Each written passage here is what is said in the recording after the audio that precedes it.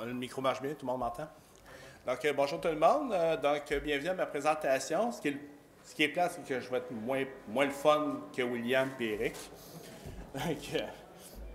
Donc là, je vais vous parler d'un sujet qui me tient beaucoup à cœur et qui a beaucoup de questions sur le Discord concernant les certifications professionnelles. Et c'est de quoi que je veux couvrir un peu. Donc, l'objectif de la présentation d'aujourd'hui, c'est d'expliquer. Je vais attendre 30 secondes. Il y a beaucoup de gens qui rentrent, là. OK. Ça ne sera pas bien long.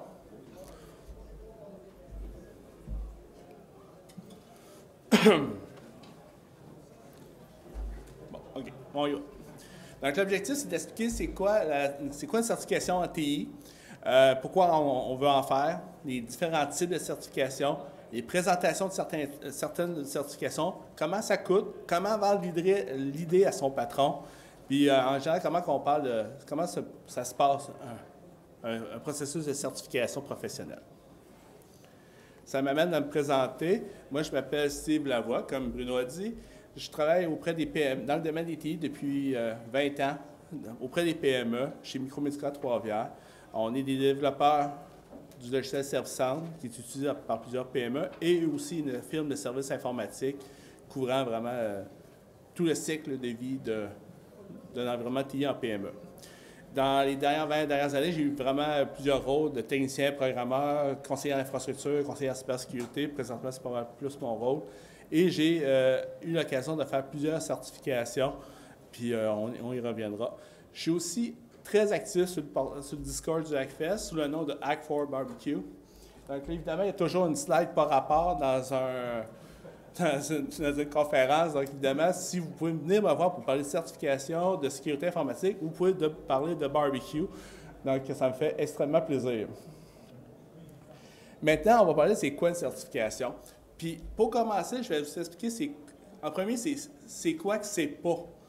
Tu sais, ce petit deal break-là, tu sais, donne vraiment l'impression, regardez, les gens, si vous pensez qu'il y a une certification, le gars, la personne qui a une certification VMware, Microsoft, etc., c'est un dieu de la programmation ou c'est un dieu de ce produit-là, bien, vous êtes dans le champ. Donc, évidemment, c'est une vieille mentalité. Ça date, j'ai même l'impression que ça date de NT4 avec les MCSE. Les MCSE qui étaient plus des gens qui avaient pris les réponses automatiques, qui avaient tout appris les dons d'examen, puis qui étaient vraiment nuls finalement. Puis que ça donnait une mauvaise réputation aux certifications. Maintenant, elles sont beaucoup plus difficiles, beaucoup mieux travaillées. Mais si vous pensez qu'une certification professionnelle, c'est pas un super pouvoir, c'est vraiment ça.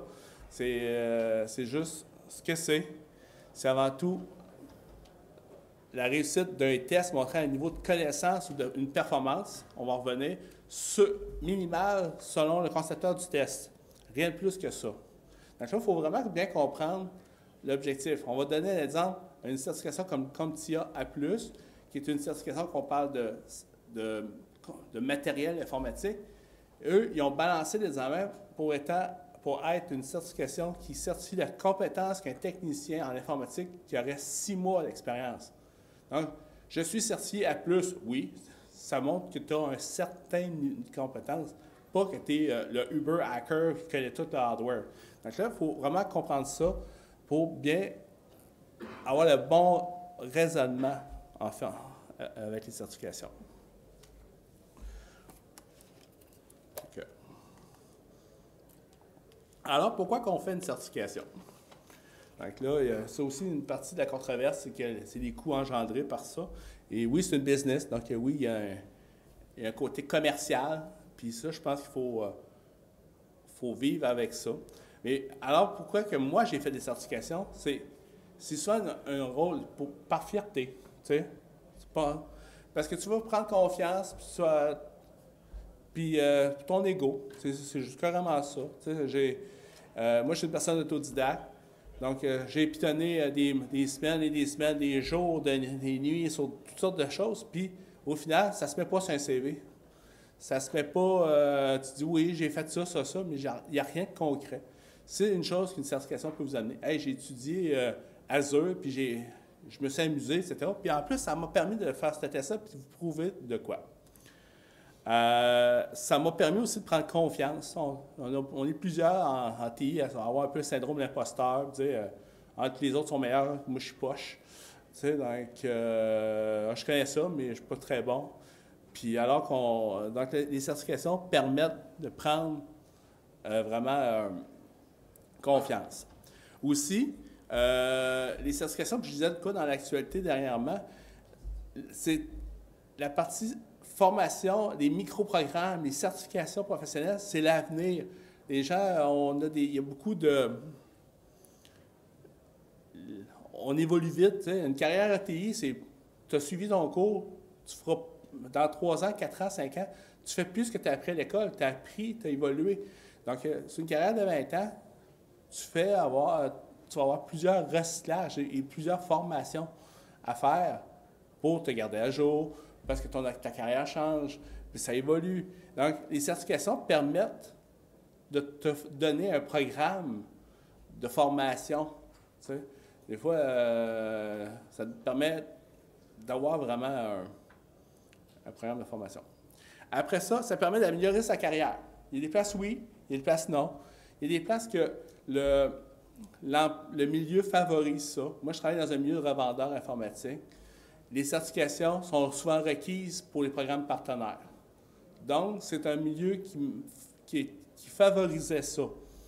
Donc là, pour mon patron, dans le temps, il me disait « Hey, si tu fais ta certification, on va devenir partenaire Silver pour telle entreprise, on va avoir des avantages, etc. » Donc là, j'étais dans ce genre de milieu-là qui m'a amené à faire plusieurs certifications.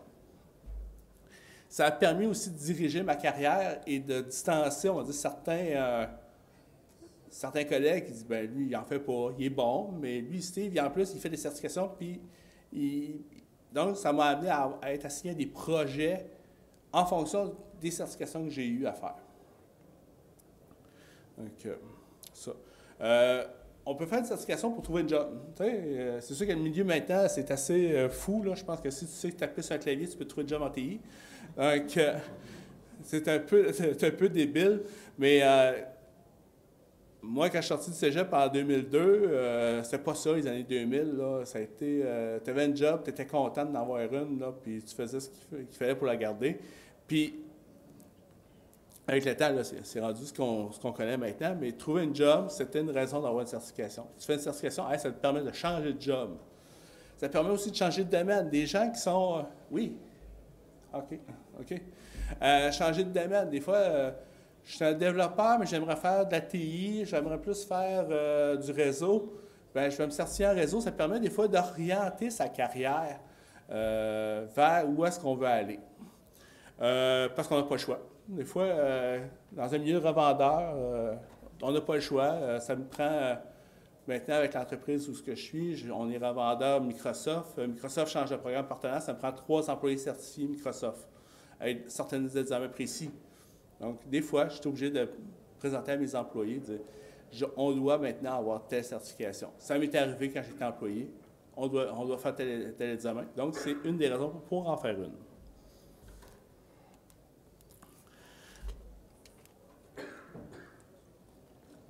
Maintenant, on va parler de types de certification. Il y a différents types. Là. On va parler de certifications qui sont vendor neutral, d'autres qui ne le sont pas. Donner un exemple, c'est comme TIA Network Plus, qui est une certification réseautique générale, comparativement à un CCNA de Cisco. Donc, c'est sûr que ça ne couvre pas tout à fait la même matière, mais c'est deux certifications réseautiques qui sont une qui est vendor neutral, c'est-à-dire non assignée à un manufacturier, versus une certification Cisco, c'est les commandes Cisco, c'est la méthodologie Cisco, la mentalité, et ainsi de suite. Il y a aussi des certifications qui sont théoriques et d'autres qui sont hands-on. Ça, c'est un autre sujet de débat dans le milieu des certifications, parce que oui, apprendre les choix de réponse ou faire la job, pour vrai, il y a un step. Il y a des gens qui sont capables d'apprendre, connaître théoriquement les choses, mais pas capables d'appliquer. Puis il y a des gens qui sont plus hands-on. Ils veulent pitonner, puis ils pitonnent, puis ils trouvent son bon, mais ils ne sont pas capables de répondre à des choses de réponse, puis là, ils se sentent désavantagés dans ce contexte-là. Par contre, il y a les examens de certification qui sont théoriques, puis d'autres qui sont hands-on. Donc là, on va revenir à ça. Il y a des certifications maintenant qui sont orientées juste pour les partenaires de services. Tu sais. Que ce soit les gens qui travaillent dans un centre de service Cisco ou un centre de service HP ou Dell, peu importe, ont plein de certifications à faire que vous ne voyez pas sur le site web. C'est des certifications qu'ils doivent faire pour que leur entreprise puisse réparer, obtenir les pièces. Donc, il y a plein de certifications à ce niveau-là, qui sont, on va dire, invisibles pour le commun des gens en TI. Après ça, il y a des certifications qui sont plus de base et avancées. Donc là, il y a des certifications qui sont bonnes en début de carrière et des certifications qui sont bonnes quand vous êtes plus avancé, soit en expérience ou soit dans votre domaine. Donc, là, c'est vraiment un portrait type des certifications, des types de certifications. Donc là, je vais présenter quelques certifications. Je vais aller plus rapidement pour aller vers celles qui sont pertinentes à la cybersécurité. Donc là, CompTIA, qui est un des gros organismes de certification, vendor neutral, c'est-à-dire pas attaché à manufacturier. On va parler de A+, pour le support matériel, Network+, support réseau, Sécurité+, sécurité informatique. C'est une certification de base en sécurité informatique qui est très basée sur comprendre la terminologie, c'est quoi, c'est très vaste, mais pas profond, c'est comprendre les principes. Il y a quelques aspects, c'est quoi l'outil que vous utilisez pour telle affaire, c'est quoi, on va dire, Nmap, quelques switches intéressants de savoir, au moins, sais-tu de quoi tu parles, tu sais. CISA+, qui est plus pour les analystes de cybersécurité, des outils plus pour utiliser dans un SOC, un BRO, un Zeek, et ainsi de suite. Donc, c'est des certifications qui sont vendor neutral. Microsoft, vous voyez, ils en ont à peu près sur tout ce qu'ils font. Ils ont des certifications associées, que ce soit au niveau des systèmes d'exploitation, Azure, Office 365, tout ce qui est développement, sécurité, ils en ont une panoplie. Donc, vous pouvez vous perdre là-dedans. Donc, si vous avez une niche précise, vous dites, moi, je suis DevOps, je fais telle affaire. Oui, il y a probablement une certification associée à ce que vous faites. Et si ça vous intéresse, ça vous permet de vous démarquer dans un milieu X, Y, Z. AWS, j'en parle, moi je les connais moins, mais tous les grands manufacturiers ont des programmes de certification. Là maintenant, on va parler de certification plus matière de sécurité informatique.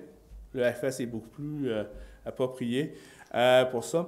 Donc vous avez le ISC2 qui est un gros organisme, une association en sécurité informatique. C'est la compagnie qui propose le fameux test en sécurité, le CISSP. Il est aimé et détesté. Donc, ce qu'il faut comprendre d'un CISSP, c'est que c'est un drôle de mélange entre un examen de gestion et un examen de technique. Donc, les gens qui l'approchent, souvent, c'est un examen qui est basé pour les gens qui ont 5 ans d'expérience en sécurité, donc d'une façon assez large. Souvent, c'est approché autant par des gens qui ont des backgrounds plus administration des affaires, audit, gestion, et il y a des gens techniques qui veulent aller en TI. Donc là, oui, c'est un examen qui est balancé sur être le trusted advisor en sécurité. Donc là, je vais vous donner un exemple. En général, les gens techniques, quand ils voient des questions, ils se disent « c'est pas technique ». La bonne réponse technique, elle souvent pas la bonne réponse. Donc là, ils détestent. Les gens techniques détestent l'examen parce qu'ils se rendent compte que crime, c'est un examen de gestion. Et les gens de gestion, ils n'aiment pas parce qu'ils trouvent que c'est trop technique. Donc, parce qu'il y a quand même des choses, c'est très vaste. Il y a 8 domaines. On va parler de principes de sécurité, on va parler de modèles de sécurité, d'opérations de sécurité, de développement logiciel sécuritaire. On va parler de cryptographie de communication. C'est très vaste. Ce n'est pas nécessairement très profond et très approfondi comme sujet, mais c'est très vaste. Tu sais, la joke dit ça couvre même les extincteurs qui sont dans les centres de données parce qu'on parle de sécurité physique. Mais tu sais, tu peux tomber sur une question là-dessus. Mais tu sais, c'est très vaste. Le livre, il doit faire ça d'épais. Tu sais, c'est très vaste, mais c'est un excellent panorama de tout ce qu'il y a en sécurité. Moi, je trouve que c'est comme un peu un permis de conduire de base. Là, c'est sûr que ça prend 5 ans d'expérience, mais ça couvre tout un certain panneau. En dehors du CISSP, ISC2 ont fait plusieurs autres certifications, dont le SSCP, System Administrator, quand même. C'est leur équivalent de Sécurité Plus. C'est une certification qui vise les gens qui ont 1 à 2 ans d'expérience en sécurité, administration de système. Puis, c'est une excellente alternative à Sécurité Plus. Ils ont aussi une certification qui s'appelle CCSP, qui est la certification en sécurité cloud. Donc, souvent, c'est un complément pour les gens qui ont déjà leur CISSP. Hey, je vais aller me chercher la certification cloud qui va avec.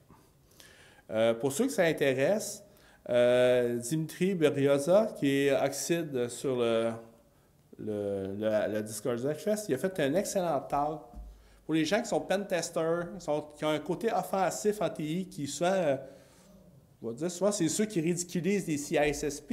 Et lui, c'est une personne qui est offensive, puis il l'a fait. Il dit, puis il y a une mentalité de comprendre pourquoi le faire. Puis je trouve ça très intéressant. Vous pouvez le trouver sur YouTube, là, CISSP Not Just for Squares. C'est un excellent talk qui expose très bien ce qu'est le CISSP, plus en profondeur que moi, et pourquoi le faire d'un point de vue offensif. Maintenant, la ISACA. La ISACA, c'est une autre association. Okay. C'est une autre association qui propose des certifications, dont CISA, qui est une certification qu'on parle d'audit en sécurité informatique. Souvent, c'est procédé par des gens qui n'ont pas de bagage en technique. C'est des gens, c'est des auditeurs, CPA qui veulent faire de l'audit. Bon, ouais, CISA, il ne comprend pas ce qu'il teste, mais il est capable de checker une liste. D'autres comme le CISM, qui est une certification en gestion de programmes de sécurité. Ce n'est pas très technique, mais c'est des bonnes bases de connaissances sur comment administrer un programme de gestion de sécurité informatique. Il y en a d'autres, là, mais c'est vraiment les plus connus. On parle des certifications au niveau risque, gestion de risque, et ainsi de suite. Là, on voit qu'il y a un money grab, là, dans le sens que chaque certification a leur programme. Souvent, ces certifications-là viennent avec des obligations pour les maintenir. Oui, il y a des fois des frais annuels. Donc là, les gens qui sont sensibles à dire, ben là, ils ne me donnent pas grand-chose, puis il faut que je paye 150$ par année pour maintenir mon abonnement. Oui, ça peut faire partie de la grogne au niveau des certifications. GIAC, pour les gens qui aussi connus avec le SANS, qui est une énorme université américaine, entreprise de formation, qui certifie, ils ont d'excellents cours, très dispendieux, mais excellents, partout en Amérique du Nord, puis même dans le monde, sur tous les sujets informatiques. J'ai déjà assisté à une de leurs formations, puis c'est excellent, à un prix tout à fait astronomique. Donc, mais c'est un excellent programme de certification. Ils ont des certifications couvrant tous les volets de la sécurité informatique. Maintenant, vous avez eLearn Security, la formation est maintenant sur le portail de in.com, qui est un des partenaires que vous voyez avec le IoT Village. Donc, ils ont du matériel de formation qui est très intéressant, qui est abordable. Vous avez un abonnement annuel, vous avez le droit à des labs, vous avez du contenu, il y a des certifications qui sont associées à ça, que vous pouvez faire ou non. Mais il y a par contre beaucoup moins de reconnaissance sur le marché. Offensive Security, OSCP, que dire de plus? Pour les gens qui sont en pentest, c'est la certification. C'est une certification qui est hands-on. Puis en passant, Identity Security aussi, ont des certifications qui sont hands-on. Donc, hands-on, c'est que tu as un test à faire. Pour vrai, il faut que tu fasses un vrai hack, un vrai pentest. Tu remettes un rapport. Tu as 24 ou 48 heures à faire ton hack. Donc là, tu sais, quelqu'un qui n'aime pas les examens choix de réponse, qui dit, ben moi, je ne suis pas bon pour retenir tout, mais je suis capable de le faire. Une certification qui est hands-on peut être intéressante dans votre cas. Au niveau du OSCP, la certification est très reconnue, donc dans le marché du pentest, le marché offensif. Donc, évidemment, ça contribue à l'augmentation des coûts, parce qu'on s'entend que c'est une business. Donc là, en OSCP, avant, c'était 1200, 1300$, puis après ça, tu dois t'en sortir en bas de 2500, quoi de même. C'est dispendieux. Mais, si vous voulez faire du pentest, vous dites, bien, on les cible. On dit, on cible la bonne certification, puis on fait la bonne, puis on avance. Maintenant, comment choisir quelle certification? Ça, c'est très Quand tu as le choix, tu dis, bon, moi, je veux faire la sécurité informatique, je veux faire ou m'aligner dans telle partie de l'informatique. Pourquoi choisir une certification plutôt qu'une autre? Moi, la manière que je l'ai choisie, là, c'est que j'analyse de pourquoi je veux le faire. T'sais. Et les certifications que j'ai faites, parce que ça me tentait de les faire. Parce que je voulais connaître mieux le sujet. J'étais intéressé par le sujet. Je dis, regarde, je vais la faire parce que ça va prouver que ce que j'ai pris en temps personnel me donne de quoi. Donc là, il faut vraiment se connaître et dire, hey, je le fais pour le but d'avoir des connaissances, par but personnel, un but professionnel. Puis souvent, quand je parle de connaissances, c'est que des fois, l'avantage d'un programme de certification, c'est que ça te permet, il y a un programme pédagogique qui vient avec ça. Tu sais, ça veut dire, hey, pour avoir administrateur Microsoft, etc., blablabla, là, il dit, il faut que tu connaisses ça. Puis tu sais, souvent, quand tu es autodidacte, tu focuses juste sur les bouts que tu aimes. Donc là, oui, tu es peut-être bon dans ce que tu aimes, mais tu connais peut-être des affaires que tu ne connais pas, puis tu devrais apprendre, tu dois au moins connaître, puis des fois, ça t'ouvre l'esprit à autre chose quand ça arrive. Donc là, choisis une certification. Donc là, tu dis, ben, moi, j'aime faire du Linux, j'ai fait une certification en Linux pour au moins prouver que je connaissais ça pour vrai. Tu vas le faire des fois pour la reconnaissance d'industrie des employeurs. Tu cherches une job en pentest. Là, tu te dis, tu regardes des offres d'emploi, puis là, tu te dis, tu veux tout le temps au SCP. Bien, c'est peut-être une bonne raison, si tu veux t'enligner dans ce domaine-là, de faire la certification. C'est là, des fois, le choix entre une certification avec eLearn Security puis OSCP fait la différence. Quelqu'un qui dit, hey, je vais faire l'équivalent de OSCP chez eLearn Security, bien, il arrive sur le marché de la job. Si son but, c'est de changer de job, trouver une job, bien, il va peut-être se dire, ouais, il faut qu'il vende l'idée que ça vaut la même affaire que le OSCP. Donc là, il faut vraiment comprendre c'est quoi, pourquoi. Donc là selon, je l'ai choisi en fonction, je veux avoir une reconnaissance de l'industrie. La réputation. Les réputations, tu sais, Certified Ethical Hacker, c'est la biggest joke on earth, tu sais. C'est pas une organisation, elle est discutable, puis c'est un choix de réponse. Elle a un titre cool, mais c'est tout, tu sais. Je vais choisir aussi une certification en fonction de la facilité pour obtenir le matériel de préparation. Tu sais, les certifications, par exemple, les certifications Cisco, ils ont un excellent cursus en matière de pédagogie au niveau du réseau. Dans leur environnement, dans leur univers, on va dire, mais les équivalents dans les autres produits, les gens qui vendent des produits réseau HP, Aruba, etc., ils n'ont pas nécessairement tout le même support pédagogique. Donc là, ça peut être une raison de choisir un cours ou un autre. Des fois, c'est l'opportunité de suivre le cours. Tu as l'occasion de suivre le cours, bien, ça vaut. Tant qu'à suivre le cours, va faire l'examen. Il faut au moins prouver que tu as passé une semaine à étudier puis à aller faire l'examen. Après ça, je vais choisir une certification en fonction de la maintenir. Parce que si vous maintenez, vous faites une certification avec ISACA, vous avez une obligation des fois de signaler que vous avez fait de la formation continue, vous avez des frais au niveau annuel, et ainsi de suite. Donc là, des fois, quand vous embarquez dans un projet, vous dites, bien, regardez, c'est beau, je vais maintenir ma certification parce que ça ne donne rien de s'investir en argent, s'investir en temps, faire l'argent, prendre l'argent pour faire une certification, puis au final, pas la maintenir 2 ans plus tard. Donc là, analysez ça. Finalement, le coût du projet, puis le ROI, des fois, ça peut être intéressant. Des fois, si votre patron vous dit, bien, on doit le faire, des fois, il peut y avoir des incitatifs. Ça, là, c'est une charte de toutes les certifications en sécurité informatique. OK? Donc, on s'entend que là-dedans, là, au-dessus de la moitié, là, ça ne dit absolument rien. La charte est facilement trouvable là, sur Internet. Là, puis selon que vous êtes...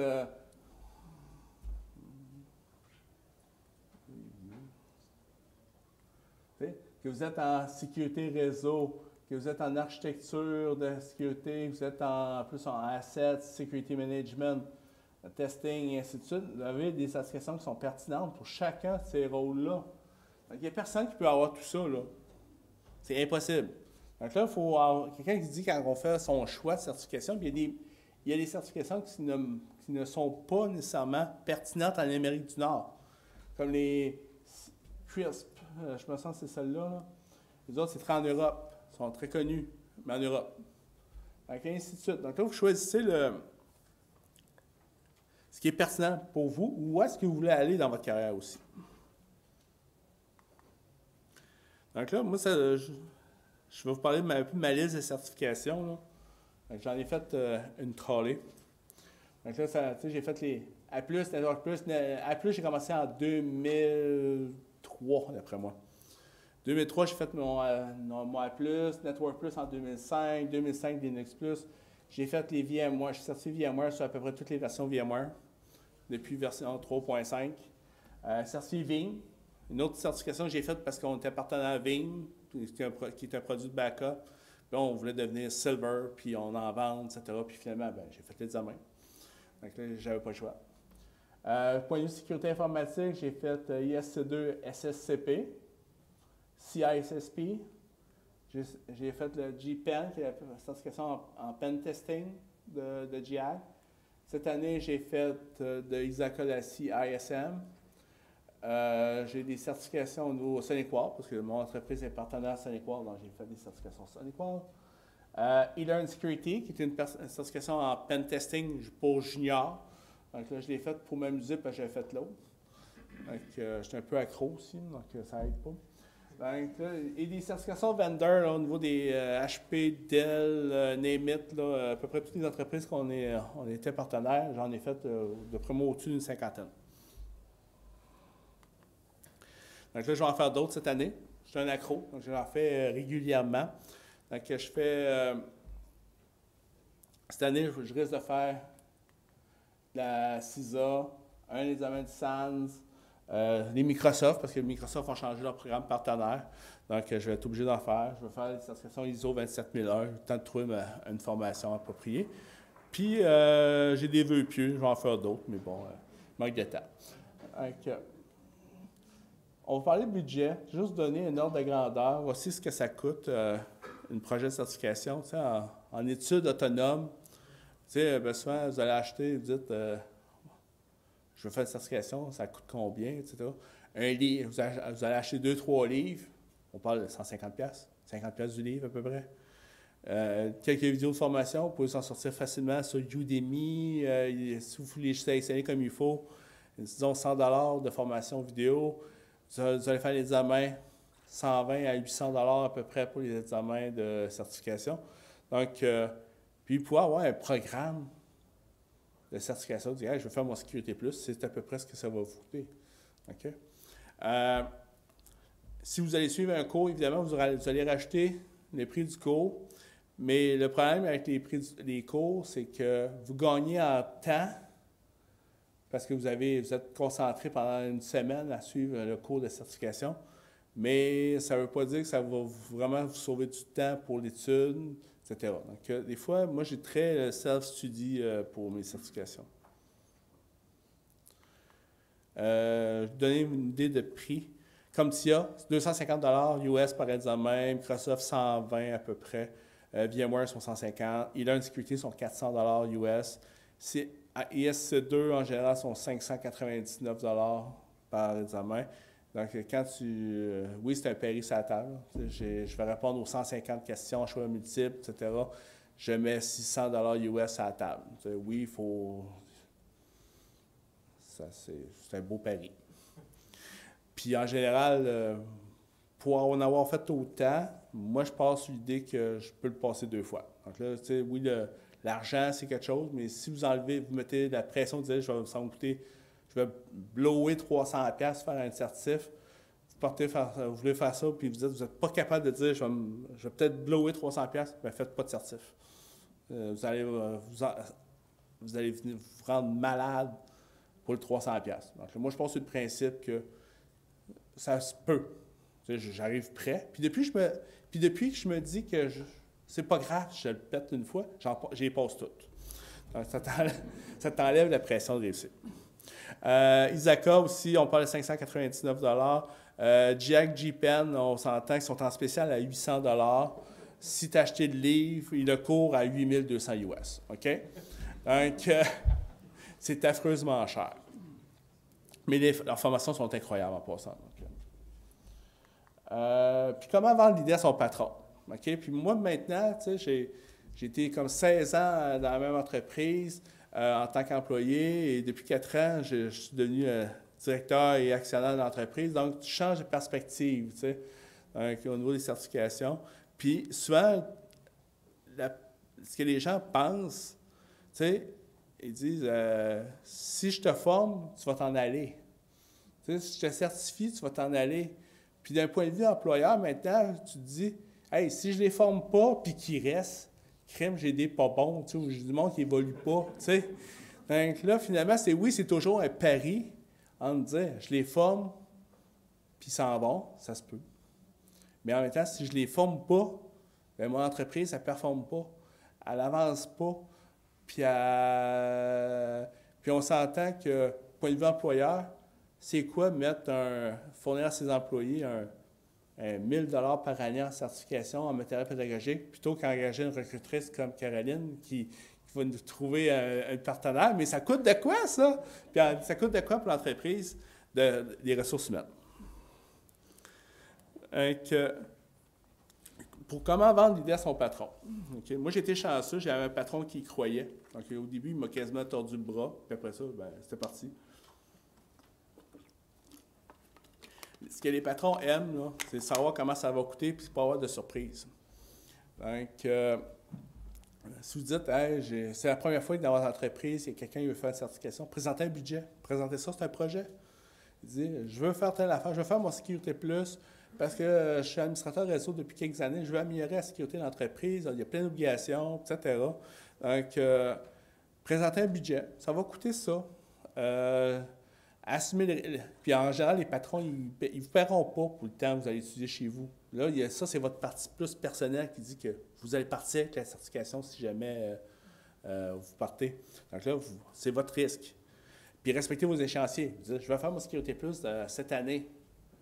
Si le patron, il vous paye les livres, il vous paye peut-être du temps, il y en a qui vont payer du temps, etc. Puis qu'au final, vous ne la faites pas, bien, vous perdez beaucoup de crédibilité. Présenter la pré-certification comme un plus pour l'entreprise. Vous allez gagner du temps, vous allez peut-être éviter une meilleure reconnaissance de l'industrie dans le cas de certains cas. Vous allez peut-être éviter un incident parce que vous êtes meilleur. Tu sais, vous améliorez vos performances. Donc, il y a un gain. L'autre chose que vous devez faire puis ce que j'ai réalisé comme employeur, c'est que mon gain à moi, il ne vient pas de l'examen. Mon gain vient du temps que l'employé va passer à étudier et à se préparer, qu'il réussisse ou non l'examen. Donc là, on s'entend que puis au début, ça m'a pris du temps à comprendre ça, mais finalement, je me suis rendu, c'était très logique. Puis, j'ai quelqu'un qui a dit, j'ai un projet de certification. Il dit, correct, tu veux les livres, etc., pas de trouble. Puis finalement, il n'a pas fait l'examen. Il y en a, bon, c'est pas grave. Mais je sais qu'il a quand même lu le livre en partie. Il a commencé quand même. Puis ce qu'il a gagné là, ça m'a coûté un livre, quelques heures, c'est rien. Là, puis j'ai quand même eu un gain. Donc là, des fois, c'est pour faire comprendre. C'est difficile des fois à expliquer, mais ça peut s'expliquer si on a une bonne complicité que l'étude, la préparation va donner un gain, même si je ne réussis pas l'examen. En général, le premier projet de certification, c'est le plus dur à vendre. Donc, un coup que c'est fait, là, le deuxième puis le troisième, let's go, là, ça va bien. Après ça, négociez ça dans votre entente salariale. Vous dites, tu sais, des fois, c'est une dépense qui permet facilement négocier. Bien, tu m'as augmenté de temps, bien finalement, tu me permets-tu de faire une certification par année avec un budget X? Ah, oui, parce que ça ne passe pas dans le même budget qu'un salaire. Puis c'est un bonus, puis ça passe bien, tu sais. Donc, exemple, Sécurité Plus, faire une certification Sécurité Plus, peu importe, le but, c'est l'idée que tu dois vendre, c'est d'avoir les meilleures compétences pour rendre l'entreprise plus sécuritaire, puis éviter des incidents coûteux. Puis avec la loi 25, là, c'est encore mieux. Donc là, ton coût de projet, là, on parle de 500 $ en études autonomes, 3 000 $ peut-être avec un cours. Puis toi, ta contribution, tu te dis, rembourse-moi l'examen si je le passe. Donc, assume le risque de dire que si tu m'offres ton examen, c'est ton risque. tu vas assumer ton risque pour nous, ton temps d'études, parce que, disons, ça va peut-être prendre 100 heures, étudier. Bon, oui, à 30-40 piastres. Ça, c'est ton risque à toi. Puis, donne un échéancier réaliste, puis respecte-le. Tu sais, il n'y a rien qui dit, ben l'entrepreneur qui était frileux, qui t'a donné oui, parce que ça ne tentait pas de t'astiner, etc., puis il dit que finalement, OK, correct, Roger, il veut faire une certification, puis qu'au final, il ne la fait pas, ben c'est sûr, certain, alors présente-toi pas à nos projets l'année d'après, tu ne seras pas crédible. Tu sais. Puis pas de chignage, tu t'es commis à le faire, fais-le. Si tu ne veux pas te commettre avec ton employeur et te dire qu'il assume les frais, bien, fais-le avec ton argent personnel, puis après ça, tu pourras vendre l'idée, puis peut-être ta deuxième, tu vas le faire. Mais si tu décides de le faire avec un remboursement de ton employeur, assume que il respecte ton échéancier. Finalement, là, on parle de frais, de coûts, etc. ISC2 ont sorti une nouvelle certification pour attirer les gens en cybersécurité. Ils ont appelé une nouvelle certification qui s'appelle Certified in Cybersecurity. Leur objectif, c'est d'avoir 1 million de personnes certifiées. Et pour cela, ils sont prêts à donner le cours qui est en ligne de 14 heures, puis l'examen. Okay? L'examen couvre les domaines généraux comme les principes de sécurité, les principes de continuité d'affaires, DR, gestion d'incidents, les principes d'accès, sécurité réseau et d'accès aux opérations. Gratos. Donc, tu sais, quelqu'un qui dit, ben l'aspect financier me rebute, etc., ben vous avez un programme de certification qui ne coûte rien première année. Il va y avoir des frais parce que vous êtes membre de la ISC2, je pense que c'est 50 $ par année après. Donc, en réalité, là, si vous voulez vous intéresser à ce milieu-là, vous en cherchez une première certification, faites celle-là. Puis, tu sais, je ne sais pas combien de temps l'offre va durer, mais il parle de certifier 1 million de personnes, ça ne sera pas en 2 jours. Donc là, tu sais, les frais vont être minimes. Le centre d'examen, je pense que ISC2, les centres d'examen sont juste à Montréal. Donc, un petit tour à Montréal, une journée, vous prenez ce cours après, vous allez prendre une bière après, puis vous faites votre examen. Puis après ça, vous avez une certification qui va être reconnue. Parce que là, évidemment, c'est un money grab toujours. Parce que là, leur but, c'est toujours le but d'avoir de reconnaissance. Quand il va y avoir 1 million de personnes qui vont faire le test va monter à 300 $. Donc là, parce qu'il y a 1 million maintenant de personnes qui l'ont. Ça peut être demander des offres d'emploi, et ainsi de suite. C'est le même. Ils cherchent à générer de la demande. Mais profitez-en. D'un autre ordre d'idée, vous pouvez regarder souvent sur le site de CompTIA, ils font des examens bêta. Les examens bêta sont 50 $ US. Sauf que le seul désavantage, c'est que tu n'as pas souvent le matériel de formation prêt. Tu n'as pas les résultats tout de suite, tu vas les avoir dans 3 mois. Donc, quand ils décident de lancer la certification. Mais pour 50 $, ça vous permet de faire la certification pour vous, sans nécessairement demander à votre employeur de payer les frais. Donc, qu'attendez-vous, c'est gratis. T'sais? Puis, mais c'est vrai pareil, tu sais, des fois, toutes les fois je parle avec des gens de certification, « Ah, je ne veux pas mettre 300 $ là-dessus, etc., c'est trop cher, peu importe la raison. » Là, c'est gratis. Fais-les. Tu sais, arrête de chialer, puis fais-les. Non, c'est vrai. Donc, puis au pire, tu vas peut-être étudier, puis tu te rends compte, bon, finalement, ça ne m'intéresse pas. Parce que oui, ça demande de la discipline, ça demande de l'effort, ça demande de la lecture, etc. Mais bon, vous avez un programme gratis, maintenant, faites-les. Si ça vous intéresse, c'est votre occasion. Donc, en conclusion, donc, se certifier, c'est une façon de prendre confiance dans ses connaissances. Nombre de fois que ça m'a aidé à apprendre. OK, je me suis dit, il va me mettre dehors tout de suite, il est 10h40. Donc, il va me mettre dehors. Donc, ça me permet de prendre confiance. Ça permet des fois d'influencer les recruteurs, les patrons, les clients. Tu sais, j'ai un profil LinkedIn, ils sont tous là. Des fois, je parlais des clients, puis des voix passer sur mon profil. Finalement, c'est drôle, là, je deviens très crédible. Tu sais, je deviens plus crédible.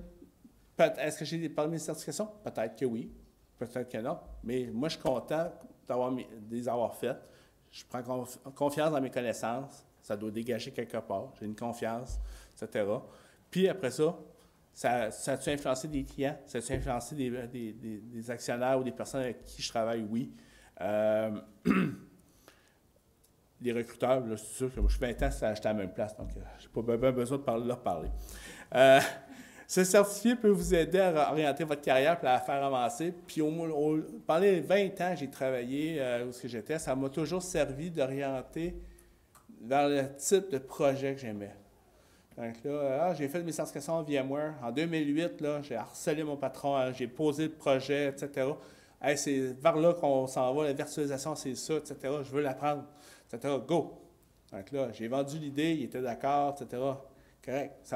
Après ça, qui avait les projets de VMware dans l'entreprise? C'était moi qui les avais. Donc là, j'ai pu développer mon expertise. Après ça, même à faire de la cybersécurité. Hey, on fait plus de cybersécurité, ça s'en vient, ça fait une dizaine d'années. OK, donc là, ça m'a permis de faire ce que je voulais dans ma carrière en montrant à mon patron qu'est-ce que je voulais faire. Puis finalement, la chose qu'il faut comprendre et retenir, que les certifications, ce n'est pas un super pouvoir. C'est vraiment important. J'ai vu des personnes qui sont certifiées et qui sont pas bonnes. Ils ont été capables de répondre à un test. Ça ne veut pas dire qu'ils savent tout. Ça répond vraiment à un niveau précis de performance. Et dans un autre ordre d'idée, qui est, de mon point de vue d'employeur, je vous dirais qu'en général, je vous dirais les certifications, ça devrait être les employeurs qui les payent. Donc là, s'il y en a qui se posent la question, là, à mon point de vue, puis je n'ai pas gêné de le dire, j'ai 4 de mes employés ici. Donc là, je leur dis, toutes les certifications qu'ils veulent faire, je les paye. C'est un excellent outil de rétention d'employés. C'est un excellent moyen de les retenir, de les garder intéressés, de les faire évoluer. Loïc ici, qui est mon coordonnateur de service, il a voulu suivre une certification, un cours en ITIL. Quand il est venu me voir, il dit « J'aimerais suivre le cours ITIL. Vas-y. » Puis l'argent que j'ai mis là-dessus m'est revenu 10 fois en idées, en gestion, productivité, etc. Pourquoi j'aurais dit non? Ça va me coûter 400$. Hey, voyons donc, commande. Donc, ils savent. Donc, c'est pas bar open chez nous, mais presque. Donc, merci beaucoup. Si vous avez des questions, gênez-vous pas.